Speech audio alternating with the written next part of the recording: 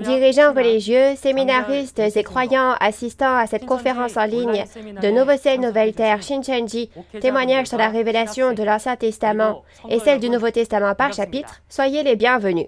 Je suis Song Kwon-Baek, instructeur de Nouveau Ciel, Nouvelle Terre, Shincheonji, Église de Jésus, et je serai votre présentateur.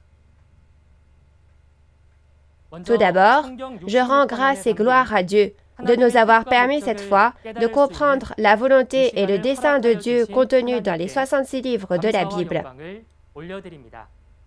Dans ces conférences, basées sur le principe des 6 questions de base, nous parlons de l'œuvre de Dieu et de l'ordre selon lequel Dieu œuvre, consigné tout au long de la Bible. C'est maintenant le temps où les secrets du royaume des cieux sont révélés clairement, et où nous vous témoignons clairement des prophéties et même des réalités qui se sont accomplies selon ces prophéties. Donc merci d'écouter avec un cœur ouvert. Aujourd'hui, prions Dieu le Père avec un désir sincère de réaliser parfaitement les secrets du royaume des cieux et leur signification cachée dans chaque chapitre de l'Ancien et du Nouveau Testament. Dieu notre Père, qui est très saint, envers qui nous sommes reconnaissants. Nous vous remercions sincèrement de nous avoir accordé la parole révélée du ciel à travers la conférence en ligne de Nouveau Ciel, Nouvelle Terre, Shincheonji, témoignage sur la révélation de l'Ancien Testament et celle du Nouveau Testament par chapitre aujourd'hui. Veuillez bénir tous les enfants de Dieu qui assistent à cet événement afin qu'ils puissent recevoir la bénédiction de Dieu et profiter du royaume des cieux et de la vie éternelle. Œuvrez aussi pour que la parole de vérité puisse être prêchée, même à ceux qui n'ont pas pu y assister, afin que chacun puisse venir à Dieu et être sauvé. Nous vous remercions et nous prions au nom de notre Seigneur Jésus-Christ. Amen. Aujourd'hui, nous allons recevoir le témoignage de la parole sur le thème de la leçon numéro 17, la réalité de l'arbre de vie et celle de l'arbre de la connaissance du bien et du mal. Je pense que tous les croyants connaissent l'arbre de vie et l'arbre de la connaissance du bien et du mal dans le jardin d'Éden, dans la Genèse. Dieu a dit que si vous mangez de l'arbre de la connaissance du bien et du mal, vous mourrez sur le coup.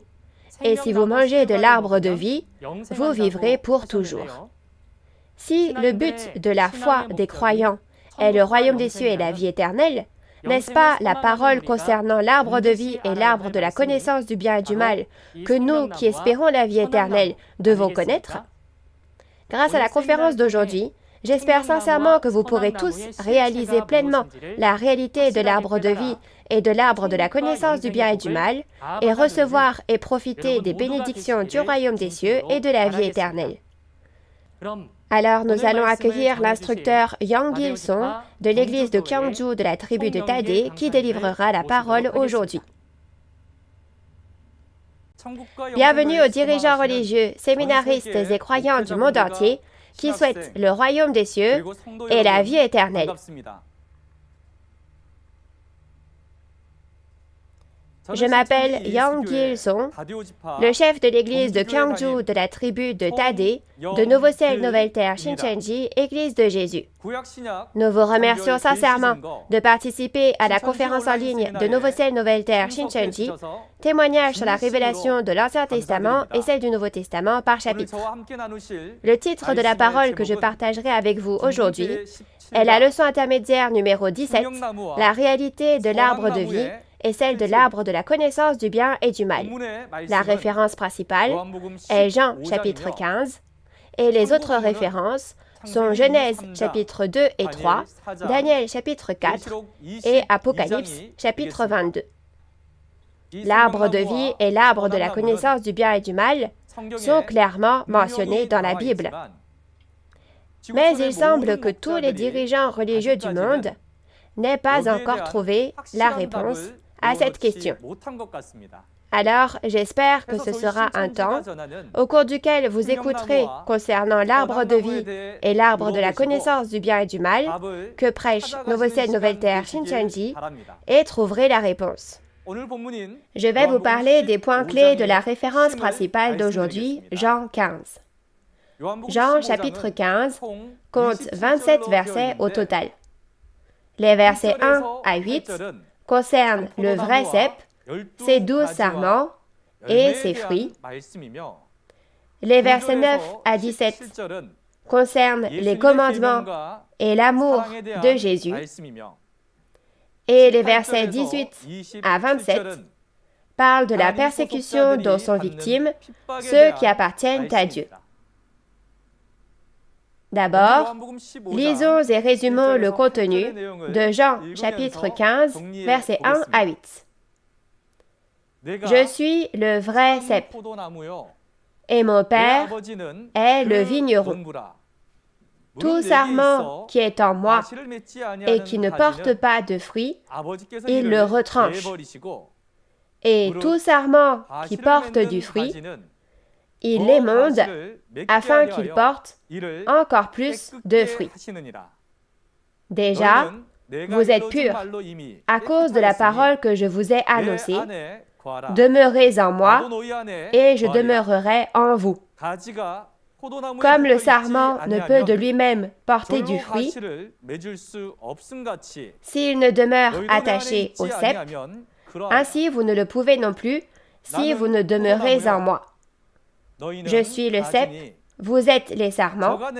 Celui qui demeure en moi et en qui je demeure porte beaucoup de fruits, car sans moi, vous ne pouvez rien faire. Jésus a dit qu'il était le vrai cep et que les 12 disciples étaient les sarments. Et si l'on est en Jésus le vrai cep et qu'on ne porte pas de fruits, on sera retranché. Et si on porte du fruit, il nous émonde, c'est-à-dire nous purifie, pour que l'on porte encore plus de fruits.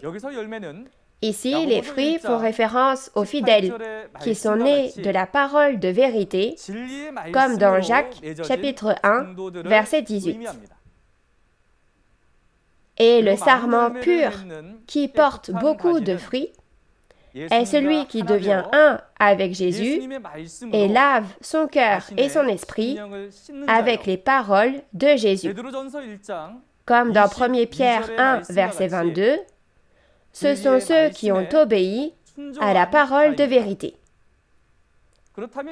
Alors, pourquoi Jésus a-t-il dit qu'il est le vrai cep? La raison en est que c'est l'arbre planté par le vrai Dieu et qu'on l'appelle le vrai cep, la vraie vigne, pour le distinguer de la fausse vigne des païens dans Ésaïe chapitre 5.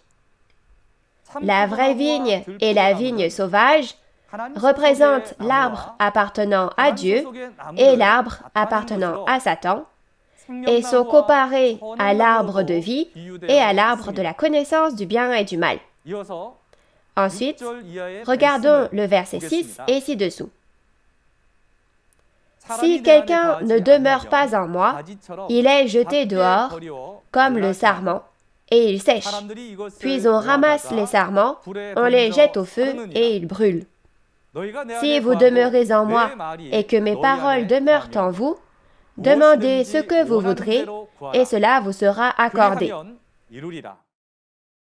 Si vous portez beaucoup de fruits, c'est ainsi que mon Père sera glorifié et que vous serez mes disciples. Jésus, le vrai cep, dit que celui qui ne demeure pas en lui et ne porte pas de fruits est brûlé comme un sarment détaché du tronc de l'arbre. Mais si les paroles de Jésus demeurent en nous et que nous demeurons en Jésus, il dit qu'il exaucera certainement nos prières. Et Jésus a dit que si nous portons du fruit, Dieu sera glorifié et nous pourrons vraiment devenir des disciples de Jésus. Jean chapitre 15, versets 1 à 8, nous parle de l'importance de l'évangélisation qui consiste à porter du fruit en devenant un avec Jésus, le vrai cep. Afin de bien comprendre le vrai cep dans la référence principale, nous devons connaître l'arbre spirituel dans la Bible. Il n'y a que 2 types d'arbres spirituels dans la Bible, l'arbre de vie et l'arbre de la connaissance du bien et du mal. Alors, regardons le sujet d'aujourd'hui, l'arbre de vie et l'arbre de la connaissance du bien et du mal. Genèse, chapitre 2, verset 9, dit que dans le jardin d'Éden, il y avait cet arbre de vie et cet arbre de la connaissance du bien et du mal. Dans la conférence d'aujourd'hui, cet arbre de la connaissance du bien et du mal sera appelé l'arbre du bien et du mal en abrégé. Les événements de la Bible ont commencé avec ces 2 arbres. Dans Genèse chapitre 3, verset 22, il est dit que si on mange du fruit de l'arbre de vie, on a la vie éternelle. Et dans Genèse chapitre 2, verset 17, si on mange du fruit de l'arbre du bien et du mal, on meurt sur le coup. Si la vie et la mort dépendent de ces 2 arbres et de leurs fruits, n'est-ce pas la chose la plus importante à réaliser? Mais pourquoi n'avons-nous pas eu connaissance de cette information importante jusqu'à présent? Oui, la raison en est que Dieu avait gardé ces choses secrètes. Cet arbre de vie et cet arbre du bien et du mal sont des secrets qui ont été cachés depuis la fondation du monde, et Jésus les a révélés en parabole il y a 2000 ans, mais aujourd'hui, quand le Seigneur revient et quand l'Apocalypse s'accomplit, tout est révélé clairement. L'arbre de vie et l'arbre du bien et du mal ne sont pas des arbres physiques, mais des arbres en parabole. Donc, l'arbre de vie est l'arbre né de la semence de vie de Dieu, et l'arbre du bien et du mal est l'arbre né de la semence de mort de Satan. Maintenant, à travers l'explication de l'arbre de vie et de l'arbre du bien et du mal, qui sont écrits ici et là en parabole dans la Bible, je vais vous parler de ces 2 arbres et de leurs fruits. Jésus a dit dans Matthieu 13, versets 31 à 32, que le royaume des cieux est comme un grain de sénévé qu'un homme a pris et semé dans son champ. Lorsque cette petite semence devient un grand arbre, les oiseaux du ciel feront leur nid dans ses branches. Et il est dit que ça, c'est le royaume des cieux. Alors, qu'est-ce que la semence, l'arbre, les branches et les oiseaux de Dieu qui deviennent le royaume des cieux? Dans Luc, chapitre 8, verset 11, la semence est la parole de Dieu. Dans Jean, chapitre 15, verset 1, Jésus, le vrai pasteur de Dieu, est comparé à un arbre. Et dans Jean, chapitre 15, verset 5, les disciples de Jésus sont comparés à des branches. Et dans Matthieu, chapitre 3, verset 16, le Saint-Esprit est comparé à un oiseau. Pour résumer tout cela, la venue du Saint-Esprit sur le vrai pasteur, qui est né de la semence de la parole de Dieu, et son organisation, est comparée au royaume des cieux. Qui était la réalité de l'arbre devenu le royaume des cieux il y a 2000 ans? C'était Jésus, n'est-ce pas? Comme il est le Fils de Dieu, le Saint-Esprit de Dieu est venu sur Jésus. Et dans Jean chapitre 14, verset 6, Jésus a dit « Je suis le chemin, la vérité et la vie. Donc Jésus, le pasteur promis qui est la vie et le vrai cep, était l'arbre de vie au premier avènement. Et puisqu'il a dit que les 12 disciples sont les sarments, comme la réalité de l'arbre de vie est Dieu, la source de la vie, le vrai pasteur et son organisation avec qui Dieu est, au premier avènement, la réalité de l'arbre de vie est Jésus et ses 12 disciples. Ensuite, regardons la vigne sauvage, c'est-à-dire l'arbre du bien et du mal. Dans Ésaïe chapitre 5, il est dit que le meilleur plant de vigne a été planté, mais il a produit des raisins sauvages. Cependant, puisque ce plus beau plant de vigne portant des raisins sauvages est appelé homme de Juda, les hommes sont comparés à des arbres, et la vigne sauvage qui est née de la semence de mort du diable fait référence à l'arbre du bien et du mal.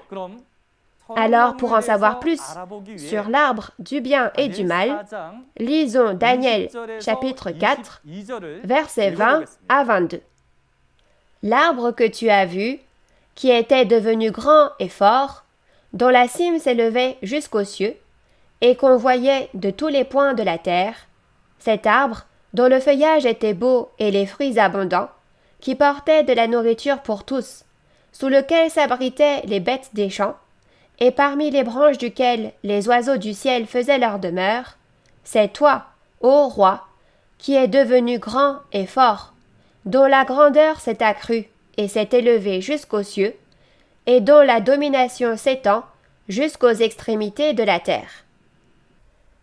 Dans Daniel chapitre 4, il est dit que le roi de Babylone est un grand arbre, et sous cet arbre sont les bêtes sauvages, et dans ses branches, les oiseaux font leur nid. Vu que les bêtes sauvages s'y reposent, cet arbre, n'est-ce pas la vigne sauvage? Et bien sûr, les oiseaux perchés sur cet arbre font référence au mauvais esprit. Jésus, sur lequel le Saint-Esprit est venu, est appelé la vraie vigne et l'arbre de vie. De même, le roi de Babylone, sur lequel l'esprit malin est venu, peut être appelé la vigne sauvage et l'arbre du bien et du mal. De plus, le peuple appartenant au roi de Babylone, c'est-à-dire son organisation, est comparé à des branches, des feuilles et des fruits. Par conséquent, la réalité de l'arbre du bien et du mal est Satan, et le faux pasteur et son organisation avec lesquels Satan est. Et la réalité de l'arbre du bien et du mal au premier avènement est les faux pasteurs de Satan, les scribes et les pharisiens, que Jésus a traités de serpents et de vipères, et les fidèles leur appartenant. Pour résumer la réalité de l'arbre de vie et de l'arbre du bien et du mal, l'arbre de vie, c'est Dieu, le vrai pasteur, et son organisation, et la réalité de l'arbre du bien et du mal, c'est Satan, le faux pasteur et son organisation. Alors, regardons l'arbre de vie et l'arbre du bien et du mal au temps du second avènement du Seigneur. Lisons d'abord Apocalypse 22, versets 1 à 2. Et il me montra un fleuve d'eau de la vie, limpide comme du cristal, qui sortait du trône de Dieu et de l'agneau. Au milieu de la place de la ville et sur les deux bords du fleuve, il y avait un arbre de vie, produisant 12 fois des fruits, rendant son fruit chaque mois, et dont les feuilles servaient à la guérison des nations.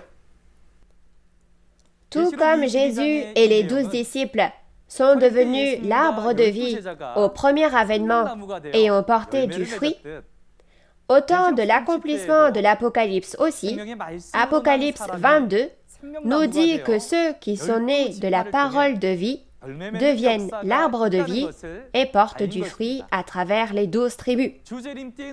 Aujourd'hui, au second avènement du Seigneur, Jésus, qui est l'arbre de vie, choisit le vainqueur d'Apocalypse 2 et 3, en fait son porte-parole et œuvre avec lui. Dans Apocalypse 3, verset 12, Jésus a dit qu'il écrira le nom de Dieu, de Jésus, et le nom de la ville sainte, la Nouvelle Jérusalem, qui est le royaume des cieux du monde spirituel, sur le vainqueur. Et dans Apocalypse 3, verset 21, Jésus a promis au vainqueur qu'il s'assiérait avec lui sur son trône. Par conséquent, le vainqueur, le pasteur promis du Nouveau Testament, qui est avec Dieu et Jésus, qui sont l'arbre de vie, est la réalité de l'arbre de vie au second avènement du Seigneur. Et dans Apocalypse 2, verset 7, il a dit qu'il donnerait à manger le fruit de l'arbre de vie dans le paradis à celui qui vaincra. Ici, le paradis signifie le royaume des cieux dans le monde spirituel où Dieu réside. Et le fruit de l'arbre de vie est la parole du livre ouvert d'Apocalypse 10, la parole révélée, reçue de Dieu et de Jésus, qui sont l'arbre de vie. De plus, les 12 tribus du nouvel Israël spirituel dans Apocalypse 7, créées par le vainqueur, c'est-à-dire les 12 tribus de Nouveau Ciel, Nouvelle Terre, Shincheonji, dans Apocalypse 21, le nouveau royaume et le nouveau peuple, sont la réalité de l'arbre de vie. En résumé, les réalités de l'arbre de vie et des 12 branches au second avènement du Seigneur sont le pasteur promis, le vainqueur, le nouveau Jean, et les 12 tribus de Nouveau Ciel, Nouvelle Terre, Shincheonji. Et la réalité du fruit de l'arbre de vie est la révélation de l'accomplissement physique de la nouvelle alliance promise par le sang de Jésus, soit la vérité, et de plus, comme dans Jacques chapitre 1, verset 18, et Apocalypse 14, verset 4, les fidèles nés de la parole de vérité en sont aussi la réalité. Comme dans Apocalypse 22, le seul endroit qui produit des fruits à travers 12 branches, soit 12 tribus chaque mois, est les 12 tribus de Nouveau Ciel, Nouvelle Terre, Shincheonji. Où que l'on aille dans le monde, il n'y a pas d'autre endroit que Nouveau Ciel, Nouvelle Terre, Shincheonji qui porte des fruits à travers 12 tribus. En accomplissement de la nouvelle alliance, l'Apocalypse, Dieu a créé les 12 tribus de Nouveau Ciel, Nouvelle Terre, Shincheonji, en moissonnant et en scellant ceux qui sont nés de la semence de Dieu. Et à cet endroit, comme promis dans Apocalypse 21, la ville sainte, la Nouvelle Jérusalem, descendra du ciel et deviendra une avec cet endroit. C'est la réalité de l'arbre de vie dans Apocalypse chapitre 22. Il n'est pas écrit qu'il y a des oiseaux dans l'arbre de vie d'Apocalypse 22, mais il est naturel que les oiseaux fassent leur nid dans les arbres. L'oiseau est l'esprit en parabole, et l'oiseau qui demeure dans l'arbre de vie fait référence au Saint-Esprit, n'est-ce pas? Dieu est esprit. Jésus, les anges et les martyrs sont tous des esprits saints qui sont avec cet arbre de vie dans Apocalypse 22.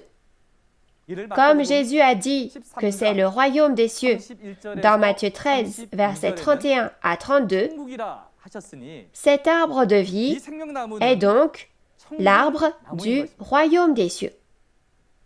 Alors ensuite, pour découvrir la réalité de l'arbre du bien et du mal au second avènement du Seigneur, lisons Apocalypse chapitre 17, versets 1 à 5.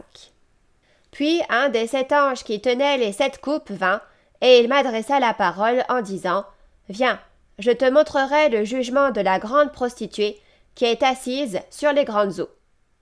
C'est avec elle que les rois de la terre se sont livrés à l'impudicité, et c'est du vin de son impudicité que les habitants de la terre se sont enivrés. Il me transporta en esprit dans un désert, et je vis une femme assise sur une bête écarlate, pleine de noms de blasphème, ayant 7 têtes et 10 cornes. Cette femme était vêtue de pourpre et d'écarlate, et parée d'or, de pierres précieuses et de perles. Elle tenait dans sa main une coupe d'or, remplie d'abominations et des impuretés de sa prostitution. Sur son front était écrit un nom, un mystère. Babylone la grande, la mère des impudiques et des abominations de la terre. Quelle sera la réalité de l'arbre du bien et du mal au second avènement du Seigneur? Dans Apocalypse 17, une prostituée est montée sur une bête à 7 têtes et 10 cornes, et le nom écrit sur son front est Babylone. Mais quand nous regardons Apocalypse 18, nous voyons que cette Babylone est le royaume de Satan qui a fait tomber toutes les nations. Si vous la comparez à un arbre, c'est la vigne sauvage sur laquelle se perchent des oiseaux impurs, et c'est l'arbre du bien et du mal.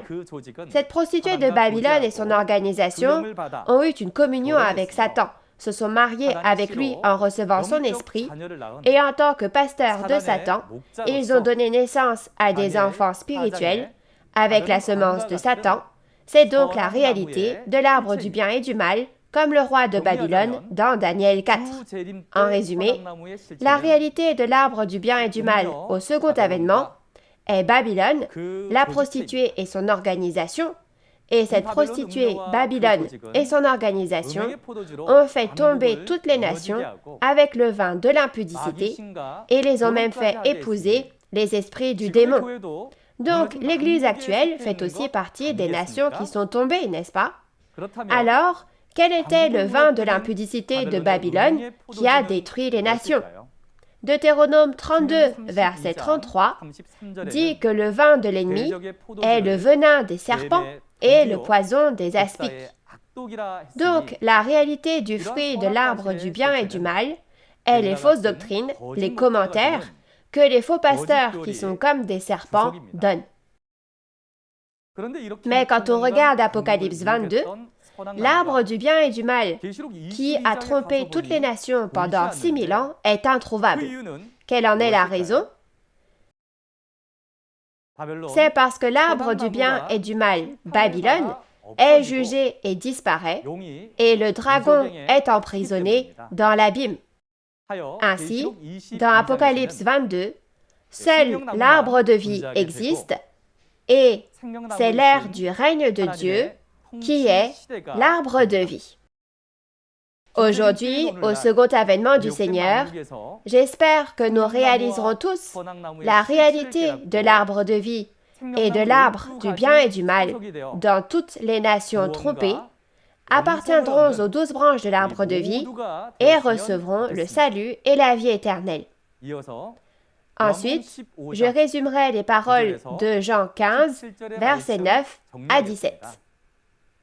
Les paroles de Jean chapitre 15, versets 9 à 17 concernent les commandements et l'amour de Jésus. Au verset 9 et ci-dessous, « Comme le Père m'a aimé, je vous ai aussi aimé. Demeurez dans mon amour. Si vous gardez mes commandements, vous demeurerez dans mon amour, de même que j'ai gardé les commandements de mon Père et que je demeure dans son amour. Je vous ai dit ces choses afin que ma joie soit en vous et que votre joie soit parfaite. C'est ici mon commandement, aimez-vous les uns les autres comme je vous ai aimés.